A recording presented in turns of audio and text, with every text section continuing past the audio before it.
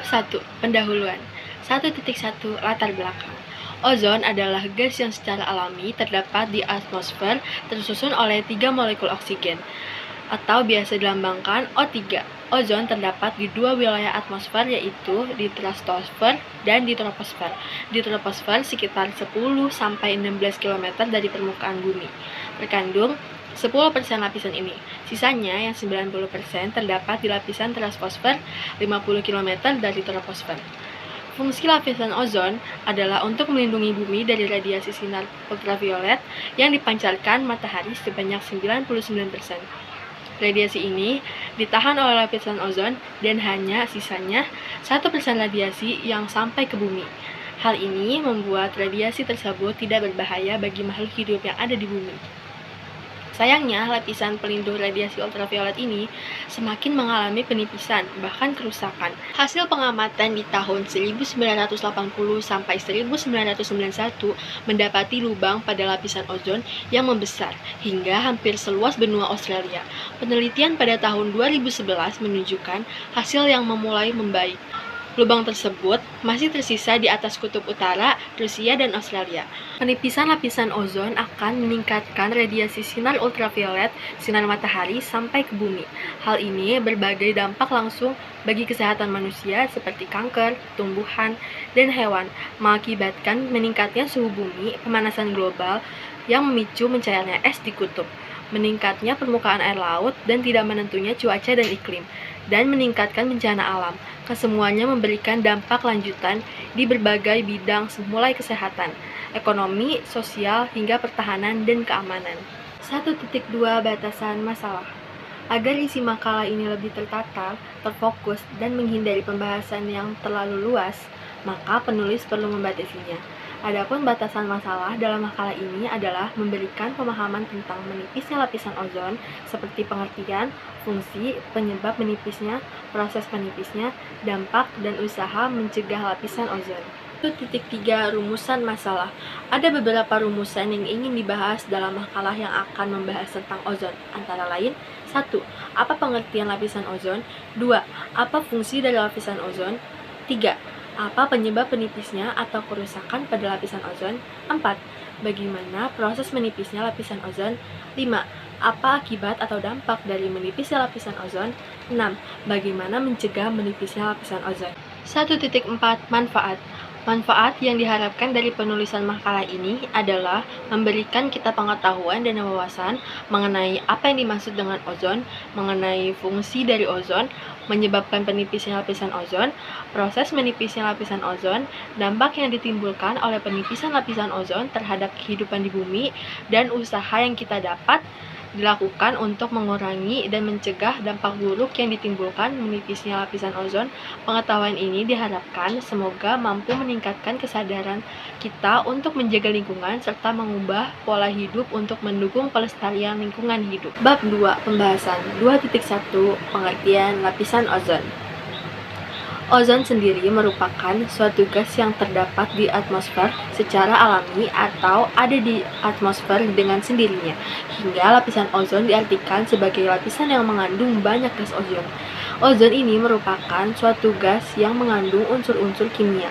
Unsur-unsur kimia yang terdapat di dalam lapisan ozon ini terdiri dari 3 macam atom oksigen atau O3. Karena memiliki kandungan O3 dalam jumlah banyak, inilah lapisan yang diberi nama sebagai lapisan ozon. Atom oksigen ini mempunyai warna biru dan juga berbau kuat.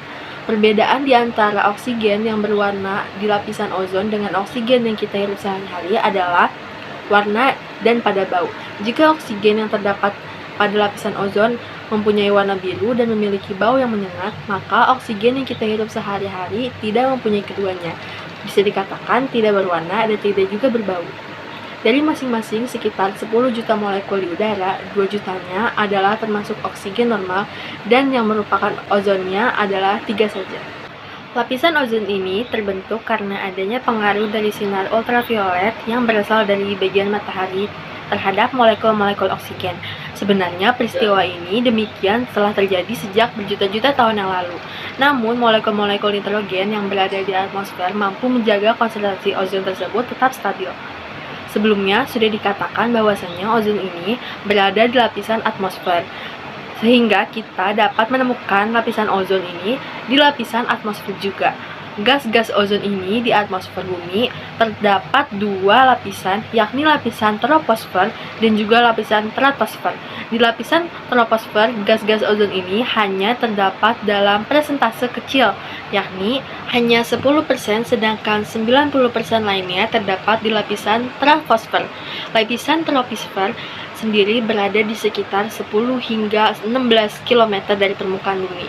Sementara lapisan troposfer berada di sekitaran 50 km dari puncak lapisan troposfer. Sehingga kita dapat membayangkan lapisan ozon ini berada jauh bebas di atas sana. Oleh karena itu, keberadaannya di lapisan atmosfer bumi, maka lapisan ozon ini mempunyai peranan yang sangat penting untuk menjaga bumi dari hal-hal yang tidak diinginkan, termasuk dari sinar radiasi matahari. 2.2.1 Fungsi lapisan ozon pada bumi. 1. Membantu keseimbangan suhu di bumi untuk mengurangi pemanasan global. 2. Penyerap radiasi sinar ultraviolet menyebabkan kanker pada kulit manusia dan hewan. Lapisan ozon yang dapat menyerap sekitar 98%. 3. Mencegah sinar ultraviolet ke permukaan bumi agar tidak berlebihan. Sinar UV yang berlebihan dapat membahayakan kehidupan di bumi.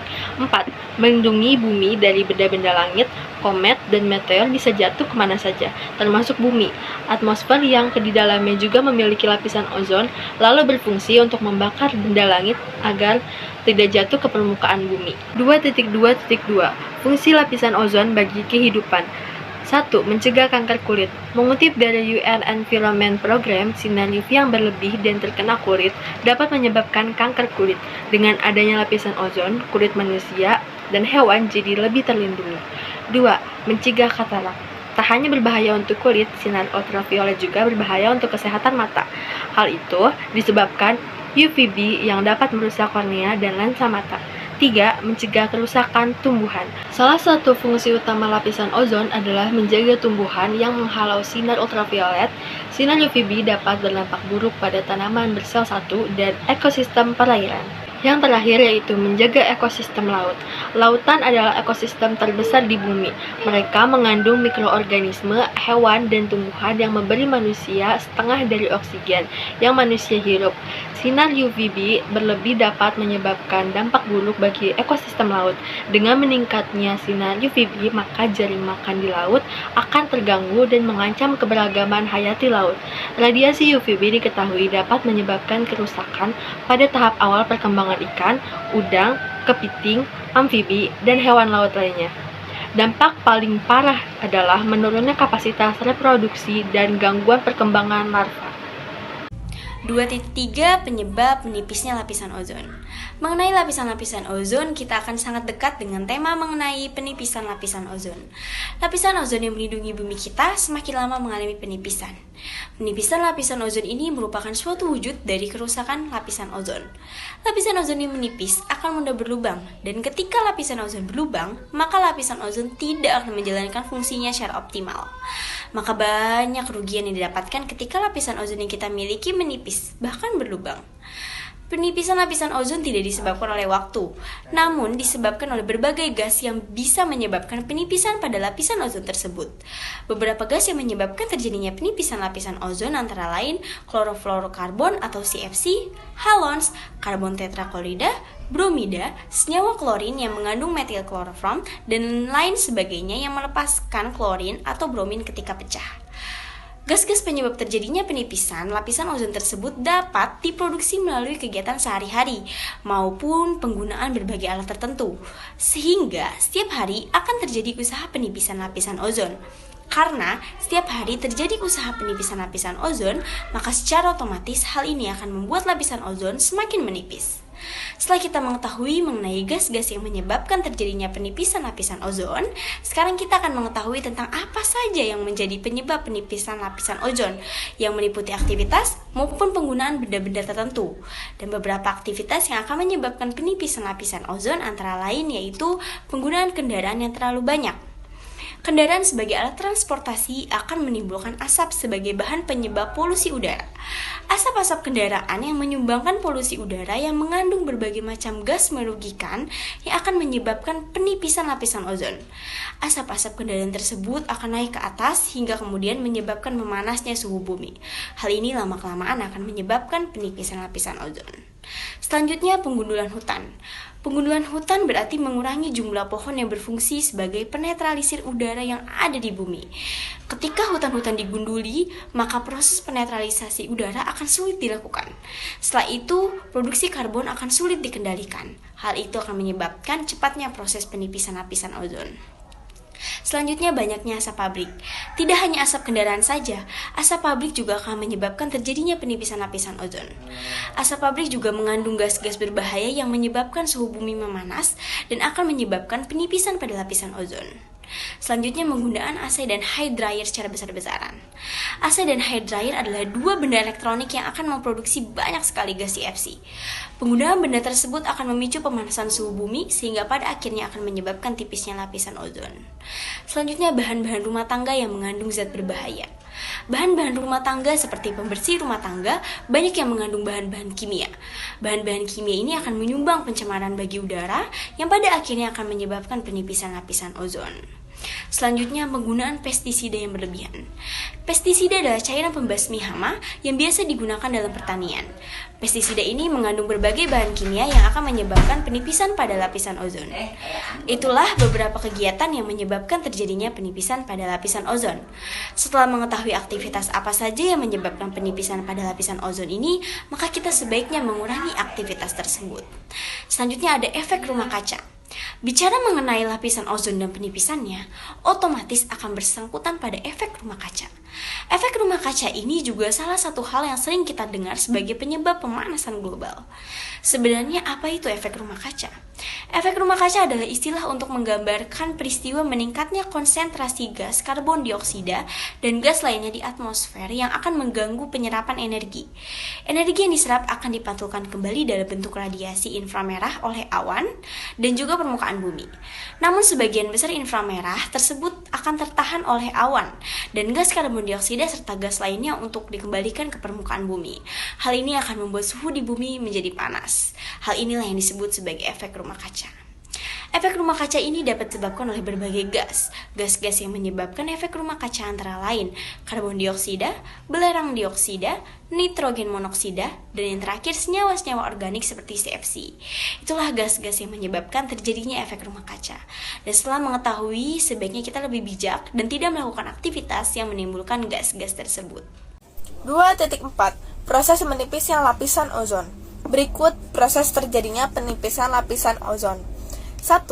Berawal dari adanya emisi molekul gas yang mengandung klor dan brom yang dihasilkan oleh berbagai aktivitas manusia dan proses alamnya. Karena gas tidak bereaksi dan tidak larut dalam air, molekul gas tersebut terakumulasi di bagian bawah atmosfer. Yang ketiga, akibat pergerakan udara, molekul gas akan terbawa ke atmosfer yang lebih tinggi dan mencapai stratosfer. Yang keempat, di lapisan stratosfer, radiasi matahari memecah molekul gas yang mengandung klorin atau bromin. Klorin dan bromin bereaksi dan memecah ikatan gas lain di atmosfer termasuk ozon. Dan yang terakhir, reaksi yang terjadi mengakibatkan molekul ozon terpecah sehingga mengurangi konsentrasi ozon di stratosfer. 2.5 Dampak dari menipisnya lapisan ozon. Seperti yang kita ketahui bersama bahwasanya lapisan ozon ini merupakan lapisan yang memiliki banyak sekali manfaat untuk melindungi bumi. Apabila lapisan ozon yang sangat berguna ini mengalami penipisan, apalagi sampai berlubang, hal ini tentu saja akan membawa dampak buruk bagi seluruh kehidupan makhluk hidup di bumi. Hal ini karena sinar ultraviolet yang berhasil dari radiasi sinar matahari akan secara langsung masuk dan mengenai permukaan bumi ini. Karena tidak ada lagi penghalang yang menghalangi sinar ultraviolet ini. Seperti yang telah kita ketahui bersama bahwasanya sinar ultraviolet ini membawa sifat-sifat buruk. Berikut beberapa dampak negatif yang akan dihasilkan dari fenomena masuknya sinar ultraviolet, di antara lain, yang pertama, menyebabkan kanker kulit pada manusia. Dampak pertama yang akan dirasakan oleh manusia dari masuknya sinar ultraviolet secara langsung yaitu timbulnya penyakit kanker kulit. Seperti yang kita ketahui bersama, bahwasanya kanker adalah penyakit yang sangat mematikan. Segala jenis kanker ini dapat membahayakan kehidupan manusia. Salah satunya yaitu kanker kulit. Sinar ultraviolet memiliki kandungan yang berbahaya dan dapat menyebabkan timbulnya kanker kulit. Yang kedua, ada menyebabkan katarak. Dampak selanjutnya yang akan ditimbulkan oleh sinar ultraviolet yaitu timbulnya penyakit katarak. Seperti yang kita ketahui bahwa penyakit katarak ini adalah penyakit yang menyerang mata. Mata adalah organ yang sangat penting dan sangat riskan.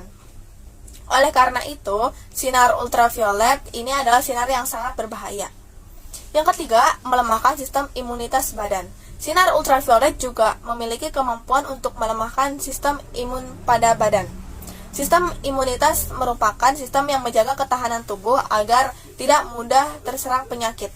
Ketika sistem yang menjaga ketahanan tubuh tersebut menjadi rusak, maka manusia akan mudah sekali terserang penyakit. Yang keempat, memusnahkan hasil pertanian. Dampak dari sinar ultraviolet ternyata juga tidak hanya berdampak pada manusia saja, namun juga berdampak pada makhluk hidup lainnya seperti pada tumbuh-tumbuhan. Sinar ultraviolet ini dapat merusak berbagai tanaman penting di dunia ini. Berdasarkan pada hasil kajian bahwa tanaman barley dan oat menunjukkan penurunan tingkat produksi karena adanya penerimaan ultraviolet yang semakin tinggi. Yang kelima, memusnahkan kehidupan laut. Tidak hanya berdampak pada tumbuhan, sinar ultraviolet yang menyinari permukaan bumi secara langsung juga dapat memusnahkan kehidupan bagi makhluk laut. Radiasi dari sinar ultraviolet akan perlahan-lahan mematikan anak-anak ikan, kepiting, dan juga udang di lautan.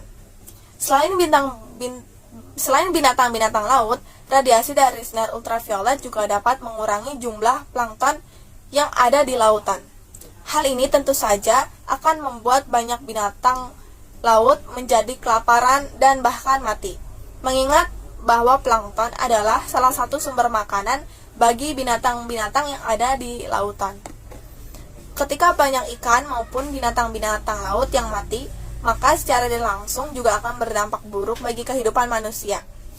Hal ini karena binatang-binatang laut tersebut adalah salah satu sumber makanan bagi manusia, sehingga nantinya manusia akan mengalami kekurangan makanan. Menyebabkan pemanasan global. Salah satu dampak paling besar dari adanya penipisan lapisan ozon bagi bumi merupakan peristiwa pemanasan global. Peristiwa pemanasan global adalah peristiwa di mana suhu bumi mengalami kenaikan yang begitu pesat. Suhu bumi yang awal mulanya normal akan berubah menjadi panas. Hal ini tentu saja akan membawa dampak yang sangat buruk bagi kondisi bumi sendiri maupun makhluk hidup yang tinggal di bumi tersebut. Naiknya suhu bumi ini juga akan membawa dampak yang serius bagi kelangsungan kehidupan di bumi. Mencairnya es di kutub-kutub bumi. Salah satu dampak yang akan kita rasakan dari adanya kenaikan suhu akibat pemanasan global yang bisa disebabkan menipisnya lapisan ozon ini yaitu mencairkan es di kutub-kutub bumi. Seperti yang kita ketahui bersama bahwa kutub bumi memiliki berjuta-juta kubik es. Ketika suhu menjadi panas, maka es yang berada di kutub bumi tersebut bisa mencair kapan saja. Hal ini tentu dapat mengganggu kestabilan bumi ini. Naiknya permukaan bumi, air laut. Masih serangkaian dengan dampak mencairnya es di kutub bumi.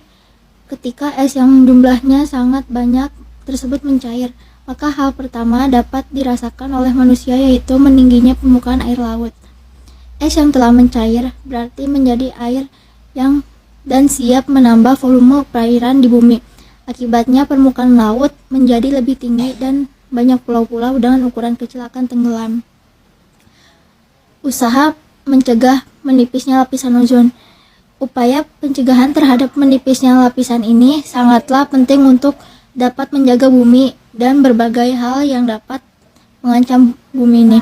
Upaya yang dilakukan dapat dimulai dari hal-hal kecil dan dimulai secara pribadi maupun dilakukan dengan massal. Berikut ini adalah upaya yang dapat dilakukan untuk mencegah adanya penipisan lapisan ozon. Yang ke-1, mengurangi intensitas penggunaan kendaraan pribadi baik mobil maupun motor. Emisi yang dikeluarkan mobil serta asap kendaraan lain akan membahayakan kendaraan lapisan ozon di bumi. Maka dari itulah kurangi intensitas penggunaan kendaraan pribadi dan mulailah memanfaatkan transportasi umum yang ada atau menggunakan sepeda dan berjalan kaki. 2. Mengganti mobil dengan mobil hybrid atau mesin nol emisi. Jika tetap nyaman menggunakan kendaraan pribadi, maka gantilah mobil Anda dengan mobil hybrid atau mesin nol emisi. Hal ini akan membuat Anda tetap bisa memiliki fasilitas transportasi pribadi, namun tetap menyumbang aksi peduli lapisan ozon. Yang ketiga, penggunaan pembersih rumah tangga yang bersahabat. Pilihlah pembersih rumah tangga yang ramah lingkungan dan terbuat dari bahan alami. Hindari penggunaan pembersih yang terbuat dari bahan kimia karena bisa membahayakan lapisan ozon. Yang keempat, menghindari penggunaan pestisida. Meskipun pestisida sangat membantu dalam bidang pertanian, namun pestisida ini sangat mampu berkontribusi dalam merusak lapisan ozon. Maka dari itulah gantilah pestisida berbahan kimia Anda dengan pembasmi hama yang terbuat dari bahan-bahan alami. Yang kelima, mengurangi penggunaan AC dan hair dryer.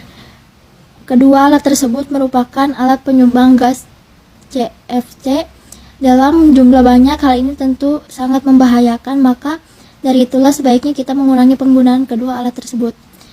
Yang keenam, berhentilah menggunakan nitrous oxide, bukan bahan CFC saja gas yang menyumbang rusak lapisan ozon, namun juga nitrous oxide. Maka dari itulah penggunaan gas ini sangat dilarang. Yang ketujuh, membuat aturan yang ketat tentang peluncuran roket. Meluncurkan roket merupakan salah satu aktivitas yang dapat merusak lapisan ozon, maka dari itulah dunia perlu membuat aturan ketat tentang ini.